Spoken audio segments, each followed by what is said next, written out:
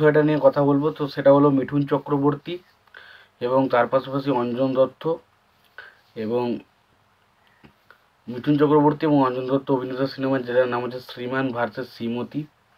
তো সেই সিনেমার সেকেন্ড গান, যেটা আমি আমি এসেছি ফিরে, তো সেই গানটার আজকে একটা ছোট্ট টিজার বেরিয়েছে, সেটা কেমন লাগলো তো সেই বিষয় নিয়ে ডিটেলসে আলোচনা করব।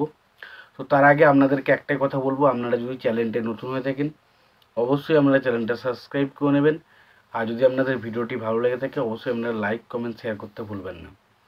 তো দেখুন, যে বিষয়টা হচ্ছে, গানটা যেটা আসছে সেটা খুব মিষ্টি এবং গানটার ছেলেটার গলা গিয়েছেন রূপম বাগচি, সবাই চেনেন তাকে, এবং অবশ্যই মেয়েটার গলা গিয়েছেন ইমন চক্রবর্তী। এবং গানটা এত মিষ্টি এবং এত সুন্দরভাবে সুরটা আসছে, জাস্ট এক কলি শুনেছি আমার দারুণ লেগেছে।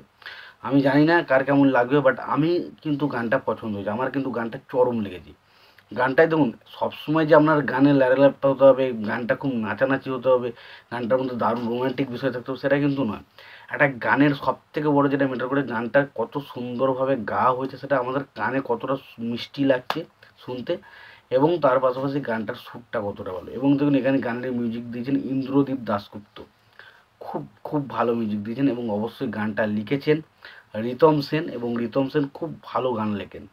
তো আশা করছি এই গানটাও, ফার্স্ট গানটা দেখুন, ফার্স্ট গানটা আমার কিন্তু ভালো লেগেছিলো স্পেশালি, জানি না কার কেমন লেগেছে। সেকেন্ড গানটা কিন্তু আমার কাছে বেশ বেশ ইন্টারেস্টিং লাগছে, এবং মনে হচ্ছে না ভাই, শ্রীমান ভার্সেস শ্রীমতীর এই যে সিনেমাটা, এই সিনেমাটা ভাই যে অডিয়েন্সটাকে টার্গেট করে না, সেই অডিয়েন্সটা ভাই দেখে চরম মজা পেতে চলেছে, সেটা বুঝতে হবে। এবং সত্যি কথা বলতে, আমি মিঠুন চক্রবর্তীর আমাদের কমিউনিটিতে যে সমস্ত চ্যানেলগুলো রয়েছে, রূপমস রিভিউ বলি, বা ধরুন আমরা সাগর আর্টিস্টিক সেভেন সিনস, বা অপূর্বদা, বা মহারাজে বলি, বা আরও যারা যারা রিভিউ মানে তাকে নিয়ে ইন্টারভিউ করেছিল মিঠুন চক্রবর্তীকে নিয়ে, তো তাদের ইন্টারভিউগুলো আমি দেখেছি। এবং সত্যি কথা বলছি, সেখান থেকে মিঠুন চক্রবর্তীকে বারবার একটাই প্রশ্ন করা হয়েছে, কেন মিঠুন চক্রবর্তী কমার্শিয়াল ছবিতে ফিরছে না, এবং মিঠুন চক্রবর্তীর জায়গায় কেন অঞ্জন দত্ত অ্যাকশন করছে, এটাতে তার কি খারাপ লেগেছে।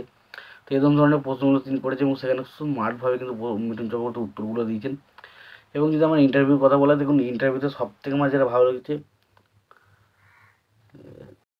মিঠুন চক্রবর্তী মানুষটা কি লেভেলের অভিনেতা সেটা তো আমরা জানি। এবং মিঠুন চক্রবর্তীর মতো মানুষ একজন যখন বলছে যে Anjan Dutta is versatile actor, তো বোঝা যাচ্ছে দুজন অভিনেতা তারা কি করতে চলেছে ছবিটা। এবং দেখুন, এই দুজন অভিনেতার পাশাপাশি অঞ্জনা বসু, সেও কিন্তু একজন অসাধারণ পারফর্মার।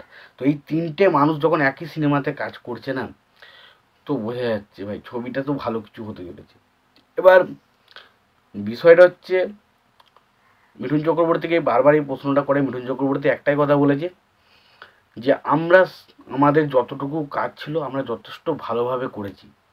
এবার পুরোটাই নির্ভর করছে দর্শকের উপর, দর্শক দেখবে কি দেখবে না সেটা দর্শকের উপর। দেখা যাক ছবিটা কেমন বক্স অফিসে সারা ফেলতে পারে। এবং গানটা নিয়ে যদি আমি কথা বলি, গানটা ভাই খুব ভালো হতে চলেছে গানটা, এবং ট্রেন্ডিংয়ে আসতে চলেছে।